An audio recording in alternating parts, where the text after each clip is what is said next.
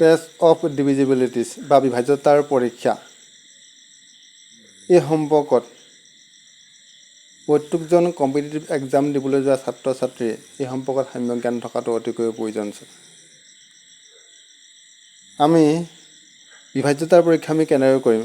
বিভাজ্যতাৰ পৰীক্ষা কৰিবলৈ যাওঁতে আমি কিছুমান নিয়মৰ মাজেদি যাব লাগিব।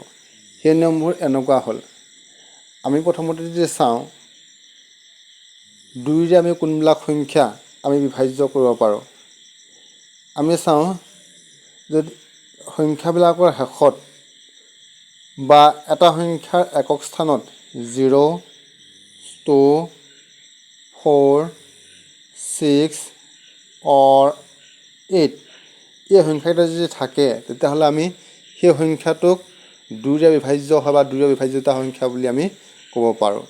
আমি উদাহৰণ হিচাপে চাব পাৰোঁ 6275 এই সংখ্যাটো 2ৰে বিভাজ্যতা সংখ্যা হয়নে? আমি ইয়াৰ শেষৰ একক স্থানত আমি দেখিছোঁ যে 5, গতিকে ই 2ৰে বিভাজ্য সংখ্যা নহয়। ঠিক তেনেকৈ আমি নেক্সট যদি চাওঁ ইয়াৰ শেষৰ একক স্থানত আছে 8, গতিকে ই 2ৰে বিভাজ্য সংখ্যা হয়। ইয়াৰ যদি আমি চাওঁ ইয়াৰ শেষত আছে 2 আছে, গতিকে ই 2ৰে বিভাজ্য সংখ্যা হয়। গতিকে আমি এবাৰ গম পালোঁ যে 2ৰে বিভাজ্য সংখ্যা হ'লে এইটো হ'ব লাগিব যে ইয়াৰ একক স্থানৰ সংখ্যাবিলাক সাধাৰণতে আমি 0, 2, 4, 6 আৰু 8 এই সংখ্যাকেইটা আমি একক স্থানত পাব লাগিব। ইয়াৰ পিছতে আমি চাম 3ৰে কোনবিলাক সংখ্যা বিভাজ্য হয়। 3ৰে এইবিলাক সংখ্যা বিভাজ্য হয় যিবিলাক সংখ্যাৰ অংককেইটাৰ যোগফল সাধাৰণতে কি হয়, যদি 3ৰে বিভাজ্য হয় তেতিয়াহ'লে গোটেই সংখ্যাটো 3ৰে বিভাজ্য হ'ব। গতিকে আমি পৰীক্ষা কৰি চাওঁ। প্ৰথম উদাহৰণটোতো আছে আমাক 6275 এই সংখ্যাটো 3ৰে বিভাজ্য হয় নহয়। আমি ইয়াৰ অংককেইটা আমি যোগ কৰি চাম। 6 + 2 + 7 + 5 এইটা আমি যোগ কৰিলে আমি কিমান পাওঁ? আমি চাওঁ 6 × 2 = 8, 8 × 7 = 15, 15 ৰ পাছে 21, 21 হয়নে? 6 × 2 = 8, 8 × 7 = 15, 15 ৰ পাছে 21, 20 আছে। 15 ৰ পাছে হৈছে 20। গতিকে আমি চালোঁ যে এই 20 সংখ্যাটো 3ৰে বিভাজ্য নহয়। গতিকে আমি এই সংখ্যাটোক আমি 3ৰে বিভাজ্য সংখ্যা বুলি আমি ক'ব নোৱাৰোঁ। আমি যদি নেক্সট চাওঁ 6, 4, 0, 2, 3 এই সংখ্যাটো 3ৰে বিভাজ্য সংখ্যা হয়নে? আমি ইয়াৰ অংককেইটা আমি যোগফলটো আমি চাম। 6 + 4 + 0 + 2 + 3 6 × 4 = 10, 10 × 2 = 12, 12 × 3 = 15। গতিকে আমি আৰু উত্তৰ হিচাপে পাইছোঁ আমি 15। 15টো যিহেতু 3ৰে দ্বাৰা বিভাজ্য হয়, 3 × 5 = 15 হয়। গতিকে 6, 4, 0, 2, 3 এই অংকটো 3ৰ দ্বাৰা বিভাজ্য হোৱা এটা সংখ্যা হয়। ইয়াৰ পিছত আমি যদি চাওঁ 4ৰে কোনবিলাক সংখ্যা বিভাজ্য হয়। 4ৰে এনেবিলাক সংখ্যা বিভাজ্য হয় যাৰ শেষৰটো, যাৰ একক স্থানৰ আৰু দশক স্থানৰ অংককেইটা যদি আমি মিলাই আমি যিটো সংখ্যা পাওঁ, সেই সংখ্যাটো যদি 4ৰে দ্বাৰা বিভাজ্য হয় তেতিয়াহ'লে আমি সেই সংখ্যাটোক আমি কি ক'ব পাৰোঁ যে 4ৰে বিভাজ্য সংখ্যা বুলি ক'ব পাৰোঁ। ধৰা উদাহৰণ হিচাপে আমি চাওঁ 8, 6, 4, 0 এই সংখ্যাটো 4ৰে দ্বাৰা বিভাজ্য সংখ্যা হয় নে নহয়? আমি চালোঁ যে ইয়াৰ শেষৰ স্থানৰ সংখ্যাকেইটা 0 আৰু 4 আছে হয়নে? মানে এইটো 40 হয়। 40টো যিহেতু 4ৰে বিভাজ্য হয়, 4 × 2 = 40 হয়। গতিকে অবভিয়াছলি 8640 সংখ্যাটো কি হ'ব? 4ৰে দ্বাৰা বিভাজ্য হ'ব। যদি আমি চাওঁ 6275 এই সংখ্যাটো 4ৰে দ্বাৰা বিভাজ্য হ'বনে? আমি একক আৰু দশক স্থানৰ সংখ্যা কিমান আছে? 75 আছে। গতিকে 75 তেন্তে কি হয়? 4ৰে বিভাজ্য নহয়। গতিকে আমি ক'ব পাৰোঁ যে 6275 সংখ্যাটো 4ৰে বিভাজ্য নহয়। গতিকে আমি এবাৰ গম পালোঁ যে 4ৰে বিভাজ্য হোৱা সংখ্যাবিলাক এইবিলাক হয় যিবিলাকৰ একক আৰু দশক স্থানৰ সংখ্যাটো যদি 4ৰে দ্বাৰা বিভাজ্য হয় তেতিয়াহ'লে আমি গোটেই সংখ্যাটোক আমি 4ৰে বিভাজ্য হোৱা সংখ্যা বুলি আমি ক'ব পাৰোঁ। ইয়াৰ পিছতে আমি নেক্সট চাম 5ৰ দ্বাৰা বিভাজ্য সংখ্যাবিলাক কোনবিলাক হয়। 5ৰ দ্বাৰা বিভাজ্য সংখ্যাবিলাক এইবিলাক হয় যাৰ শেষৰ অৱস্থাটোত 0 বা 5 থাকিব যিবিলাক সংখ্যাৰ শেষৰ অৱস্থাত 0 বা 5 থাকিব সেইবিলাক সংখ্যাক আমি 5ৰ দ্বাৰা বিভাজ্য সংখ্যা বুলি ক'ব পাৰোঁ ধৰা ইয়াত আমি উদাহৰণ হিচাপে আমি চাব পাৰোঁ 6275 এই সংখ্যাটোৰ শেষত 5 আছে গতিকে ইয়াক কি হ'ব 5ৰ দ্বাৰা বিভাজ্য হ'ব তেতিয়া এইটো চাম 8648 এই সংখ্যাটোৰ শেষত 8 আছে গতিকে এই সংখ্যাটো আমি কি ক'ব নোৱাৰোঁ যে 5ৰ দ্বাৰা বিভাজ্য সংখ্যা বুলি আমি ক'ব নোৱাৰোঁ ই 5ৰ দ্বাৰা বিভাজ্য এটা সংখ্যা হয় এতিয়া আমি গম পালোঁ যাৰ শেষত 0 আৰু 5 আছে সেই সংখ্যাবিলাক আমি কি ক'ব পাৰোঁ যে 5ৰ দ্বাৰা বিভাজ্য সংখ্যা হয় বুলি আমি ক'ব পাৰোঁ 6 আমি 6ৰ ক্ষেত্ৰত আমি কি ক'ব পাৰোঁ আমি 6ৰ ক্ষেত্ৰত ক'ব পাৰোঁ যিবিলাক সংখ্যা 3 আৰু 2ৰ দ্বাৰা বিভাজ্য হয় যিবিলাক সংখ্যা 3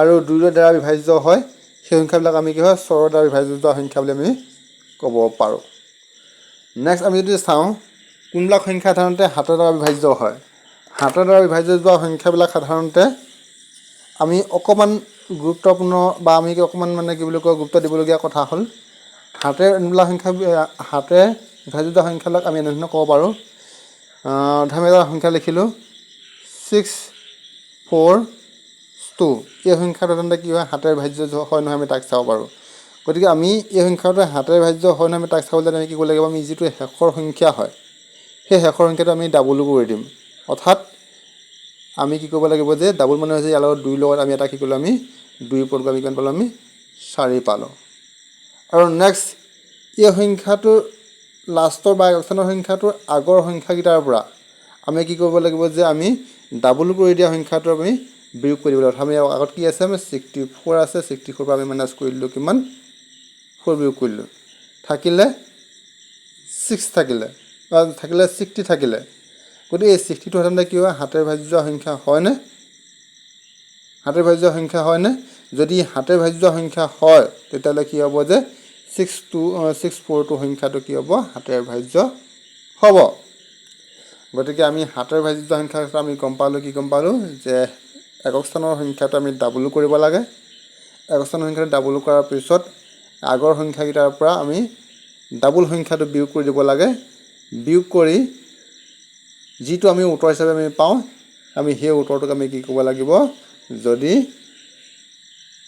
7ৰে বিভাজ্য হয় তেতিয়াহ'লে আমি এই মূল সংখ্যাটো কি ক'ব পাৰোঁ যে 7ৰে বিভাজ্য সংখ্যা হয় বুলি আমি ক'ব পাৰোঁ ইয়াৰ পিছত নেক্সট আমি চাওঁ কোনবিলাক সংখ্যা 8ৰে বিভাজ্য হয় 8ৰে বিভাজ্য সংখ্যাবিলাক কেনেধৰণৰ হয় ইয়াত একক দশক শতক অংক তিনিটা যদি মিলি যিটো সংখ্যা গঠিত হয় সেই সংখ্যাটো যদি 8ৰে বিভাজ্য হয় তেতিয়াহ'লে বাকী সংখ্যাকেইটাও বা গোটেই সংখ্যাটো কি হ'ব যে 8ৰে বিভাজ্য হ'ব ধৰা আমি লিখিলোঁ 8648 ইয়াত একেবাৰে একক স্থানত সংখ্যাটো 8 আছে গতিকে কি হ'ব এই সংখ্যাটো 8ৰ দ্বাৰা বিভাজ্য হ'ব যদি আমি লিখিলোঁ 8642 আছোঁ 8642 লিখিলোঁ এই সংখ্যাটো 8ৰে বিভাজ্য হ'বনে আমি চালোঁ যে একক স্থানত কিমান আছে 2 আছে গতিকে দুই সংখ্যাটো 8ৰে বিভাজ্য নহয় 10 স্থানত কিমান আছে 4 আছে মানে আমি 10 স্থানত কিমান আছে আমি 42 পাইছোঁ গতিকে 42 সংখ্যাটো আমি চাওঁ যে 8ৰে বিভাজ্য হ'বনে যদি 42 সংখ্যাটো 8ৰে বিভাজ্য হয় তেতিয়াহ'লে এই গোটেই সংখ্যাটোক 8ৰ দ্বাৰা বিভাজ্য হ'ব বুলি আমি ক'ব পাৰোঁ ইয়াৰ পিছত নেক্সট আহিলে 9 দ্বাৰা বিভাজ্য সংখ্যা সাধাৰণতে 9টো সাধাৰণতে কি হয় 3ৰে যিবিলাক সংখ্যা বিভাজ্য হয় 3ৰে যিখিনি সংখ্যা বিভাজ্য হয় সেই গোটেই সংখ্যাখিনি সাধাৰণতে কি হ'ব পাৰে 9 দ্বাৰা বিভাজ্য হয় বুলি আমি ক'ব পাৰোঁ বা 9 দ্বাৰা বিভাজ্য হ'ব 10ৰ ক্ষেত্ৰত কেনেধৰণৰ নিয়ম প্ৰযোজ্য হয় সাধাৰণতে 10ৰ ক্ষেত্ৰত যিবিলাক সংখ্যাৰ শেষত 0 আছে সেইবিলাক সংখ্যা সাধাৰণতে কি হ'ব 10 দ্বাৰা বিভাজ্য হয় উদাহৰণ হিচাপে আমি লিখিলোঁ 2460 এই সংখ্যাটো তেন্তে কি হয় 10 দ্বাৰা বিভাজ্য হ'ব ঠিক তেনেকৈ আমি লিখিব পাৰোঁ 86942 এই সংখ্যাটো 10 দ্বাৰা বিভাজ্য হ'ব মানে আমি গম পালোঁ যে যিবিলাক সংখ্যাৰ শেষত 0 আছে সেই সংখ্যাবিলাক সাধাৰণতে কি হয় 10 দ্বাৰা বিভাজ্য হ'ব। আমি ইয়াৰ পিছত চাওঁ 11 দ্বাৰা কোনবিলাক সংখ্যা বিভাজ্য হ'ব। 11 দ্বাৰা আমি এইবিলাক সংখ্যা বিভাজ্য হ'ব।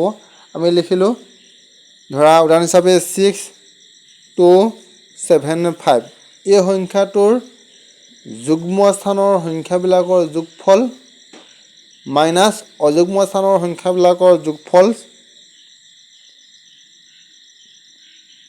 কৰি আমি যিটো উত্তৰ পাম, মানে অযুগ্ম স্থানৰ সংখ্যাবিলাকৰ পৰা যোগ কৰি আমি যিটো মান পাম সেই মানটোৰ পৰা যদি আমি অযুগ্ম স্থানৰ সংখ্যাবিলাক যদি আমি কি কৰোঁ যোগ কৰি আমি যদি কি কৰোঁ ধৰা বিয়োগ কৰি দিওঁ, তেতিয়াহ'লে আমি যিটো মান পাম সেই মানটো হ'ব কি 11 দ্বাৰা বিভাজ্য হ'ব। ধৰা আমি লিখিলোঁ 6 2 7 5 এই সংখ্যাটো আমি চাওঁ যে এইটো 1 এইটো একক স্থানৰ সংখ্যা, গতিকে এইটো হৈছে অযুগ্ম স্থানৰ, ই হৈছে অযুগ্ম স্থানৰ। গতিকে আমি লিখিলোঁ যে অযুগ্ম স্থানৰ সংখ্যা কিমান আছে 5 যোগ 2 আৰু ই হৈছে যুগ্ম স্থানৰ সংখ্যা, ই হৈছে যুগ্ম স্থানৰ সংখ্যা। গতিকে 7 5 কিমান হ'ব 7 6 কিমান হ'ব 13 মাইনাছ 13 5 2 7 মাইনাছ 13। এতিয়া আমি উত্তৰটো আমি কি পাম আমি 13 পৰা 7 গ'ল থাকিলে কিমান 6। গতিকে 6 সংখ্যাটো সাধাৰণতে কি হয় 6 সংখ্যাটো সাধাৰণতে কি হয় যে ই 11 দ্বাৰা বিভাজ্য সংখ্যা নহয়। গতিকে আমি ক'ব পাৰোঁ যে 6 2 7 5 সংখ্যাটো 11 দ্বাৰা বিভাজ্য নহয়।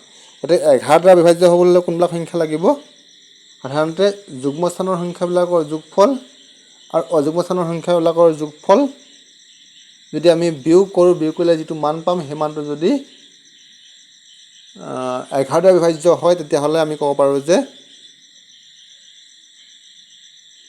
সংখ্যাটো 11 বিভাজ্য হ'ব, অন্যথা 11 বিভাজ্য নহ'ব। গতিকে এইখিনিয়ে আছিলে নিয়ম।